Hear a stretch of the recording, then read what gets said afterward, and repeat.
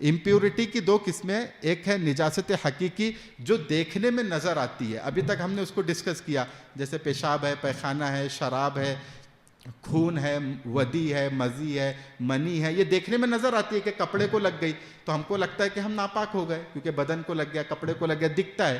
اور دوسری نجاست جو ہے، گندگی جو ہے، امپیورٹی جو ہے، وہ ہے نجاست حکمی۔ نجاست حکمی مطلب جو دیکھنے میں نظر نہیں آ رہی لیکن ہم نجیس ہے، ہم ناپاک ہے شریعت کے اعتبار سے، یعنی شریعت کے حکم کے اعتبار سے ہم ناپاک ہے، وہ ہے بے وضو ہونا یا بے غسل ہونا۔ جیسے میں نے مثال دیا تھا کہ آپ گھر سے نہا دھو کے نکلے ایک دم نیٹ اینڈ کلین، نئے کپڑے آپ نے پہنے، آفس آپ جا رہے ہیں یا اسکول کالج آپ جا رہے، پورے پاک صاف ہے، لیکن آپ کی ہوا خارج ہو گئی پیچھے سے، فاٹ آپ نے کر دیا، آپ کا وضو ٹوٹ گیا، تو بظاہر تو آپ بالکل صاف ستھرے ہیں،